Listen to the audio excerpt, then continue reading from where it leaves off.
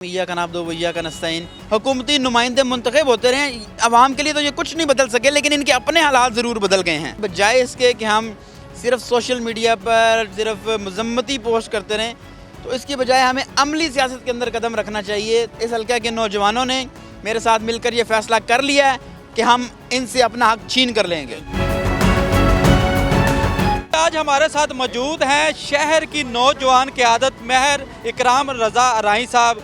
वो जो है अपनी डोर टू डोर कैंपेन शुरू किए हुए हैं, उनसे बात करेंगे। अच्छा इकराम साहब, ये बताइएगा क्या आइडिया आप लेकर जो है सियासी मैदान में आप उतरे हैं? बिस्मिल्लाहिर्रहमानिर्रहीम, भैया का नाम दो भैया का नस्ताइन।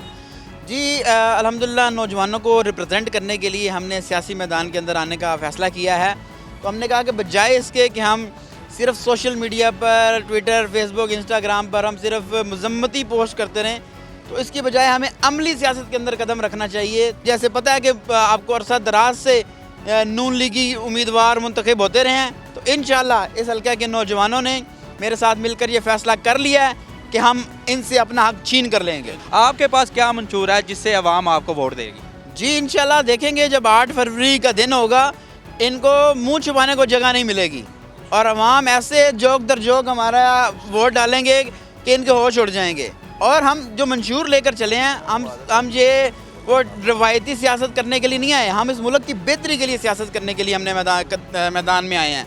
हमने हेल्थ और एजुकेशन को बेहतर करने के लिए सियासत के अंदर कदम रखा है, ताकि इस हल्के की जो आवाम है उनको सेहत की बेहतर सहूलियात मुहैया की जा सकें। उनको यूनियन कौंसिल लेवल सतह तक उनको डिस्पेंसरीज, उनको हॉस्पिटल, अच्छे हॉस्पिटल की सहूलत दी जाए। उनको यूनियन कौंसिल लेवल सतह तक उनको मैट्रिक तक लड़कों के लिए अलग अलग स्कूल मुहैया किए जाएँ। इस हल्के की आवाम को साफ़ पानी की फराहमी की जाए। इस हल्के के जो डेवलपमेंट के मसाइल हैं उनको हल किया जाए। और इस हल्के के जो नौजवान हैं जो फैक्ट्रीज़ में काम करने पर मजबूर हैं, उनके लिए हमने डिजिटल एजुकेशन का बंदोबस्त करने का हमने प्रोग्राम बनाया है, ताकि वो फ़नी तालीम हासिल करके और लड़के और लड़कियां वो घर बैठे अपने घर बैठे लाखों कमा सकें। अच्छा ये है, यहाँ पर जो है बेसिक जो मसला है वो तो एक गुजरांवाला में यूनिवर्सिटी नहीं है, यहाँ पर जो है बर्न यूनिट नहीं है, यहाँ पर चिल्ड्रन अस्पताल नहीं है।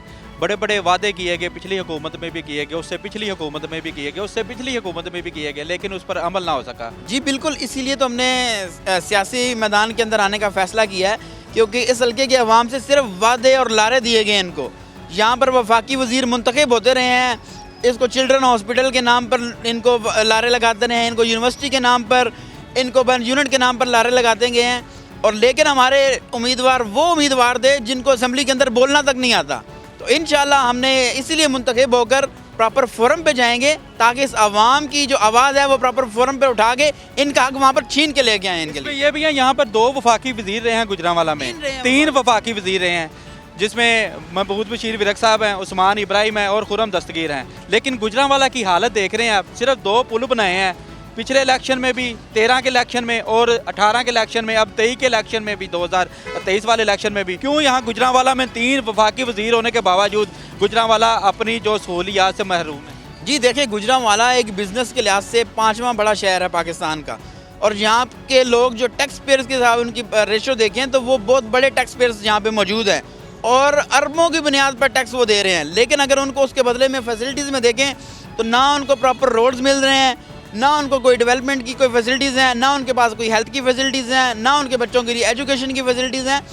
ये वफाकी वज़ीर, ये जो हुकूमती नुमाइंदे मुंतखब होते रहे, इनके अवाम के लिए तो ये कुछ नहीं बदल सके, लेकिन इनके अपने हालात ज़रूर बदल गए हैं। क्या कंपेन कैसी चल रही है? जी अल्हम्दुलिल्लाह बहुत ज़बरदस्त कंपेन जा रही है। नौजवान हमारा बाजू बने हुए हैं और अल्हम्दुलिल्लाह सारे हल्के के नौजवान, बुज़ुर्ग, दोस्त, साथी हमारे साथ मिलकर कैंपेन में जोक दर जोक चल रहे हैं। और हम डोर टू डोर भी जा रहे हैं, ताकि कोई ये ना कहे कि हम तक उम्मीदवार हमारा पहुँचे ही नहीं है। तो अल्हम्दुलिल्लाह आप देख सकते हैं कि इस हल्के के अंदर जहाँ भी जाएंगे अल्हम्दुलिल्लाह लोग हमें वेलकम कर रहे हैं, खुद हमें बुला रहे हैं और हमारी इलेक्शन कैंपेन खुद चला रहे हैं। और हम अपना इंतखाबी निशान जो है प्याला, वो सबको याद करवाने के लिए निकले हुए हैं, क्योंकि आपको पता है इंतखाबी निशान उन्होंने ख़त्म कर दिया। तो हम याद करवाने के लिए निकले हुए हैं कि 8 फरवरी को सब ने प्याले पर मोहर लगाकर इसको कामयाब करवाना है। कुछ लोग जो हैं आपके खिलाफ सोशल मीडिया के ऊपर कंपेन भी कर रहे हैं कि ये हमारा उम्मीदवार नहीं है, इस बारे में आप क्या कहेंगे? जी देखिए, जब आप पॉलिटिक्स में आते हैं तो आपके लोग नेगेटिव भी होते हैं,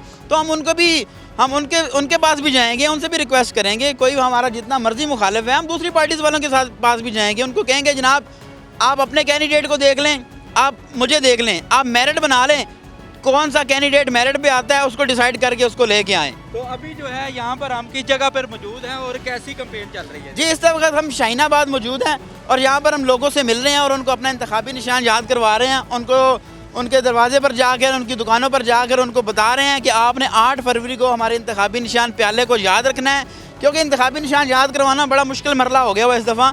तो हम डोर टू डोर जाकर हर एक तक अपना मैसेज पहुँचा रहे हैं ताकि वो अपनी फैमिलीज तक, अपने दोस्तों तक, सब तक हमारा मैसेज पहुँचाएँ। अच्छा, अगर आपका जो इंतखाबी निशान था वो आपको मिल जाता तो फिर आपको तो इतनी मेहनत करने की ज़रूरत ही ना पड़ती। नहीं, बिल्कुल, हमने फिर भी अवाम के पास जाना था, क्योंकि जो ये सियासत का ये हुस्न है कि आप वोटर के पास जाएं, ना कि ये हो कि वोटर आपको ढूंढता फिरे कि हमारा उम्मीदवार कहाँ है।